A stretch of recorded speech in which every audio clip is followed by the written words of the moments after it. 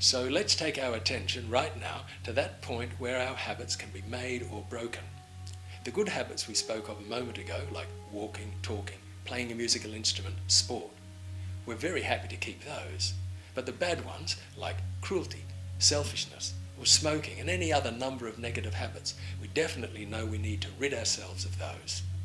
But one of our biggest habits, one of the most dominant habits we have that diminishes us, is actually a habit of mind. And it's the mental habit of negative thinking. And we cling to this one so strongly. And even though many of us say we don't, research shows we do. And we cling to it so strongly that when someone says to us we should think of upgrading our negative attitude about the world or the future of our planet, we say, oh yeah, that's all very good, but look around you, let's be realistic. But since when has negativity been more realistic than positivity? It's all just a deeply entrenched habit of mind. And the good news is that the choice between negative thinking and positive thinking is yours, and we're going to show you how. So decide wisely, because research has shown that a positive attitude is far, far healthier for us than a negative one in the long term.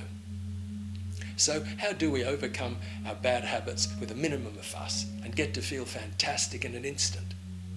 Well, when we remember that it only takes the slightest change in something to make a world of difference, that's all we literally have to do. Make the slightest change in our attention, which I'm going to show you, and keep making it, keep taking it further. And where we start is just to look at what we're doing with our attention, pay attention to our attention, because only by doing that can we then make an informed decision about shifting our attention to something better. So let's do it together right now. With your eye on the screen, turn your attention to the doorway of the room you're in. With your eye on the screen, your attention on the doorway of the room. And remember when you walked in through that doorway a short time ago. Picture yourself again, walking back in through that doorway. Now what you've just done by doing this is give the spark of your attention an ever so little flick back a few moments through time. And what we're now going to do is take that same spark of attention and shift it a little way up and out through space. So with your attention, with your eye rather, still on the screen, turn your attention to be looking down on you from above or outside, as if you're looking in on yourself from outside of yourself. Now stay with me.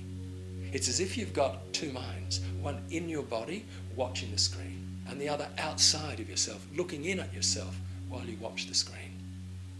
You're actually observing the observer.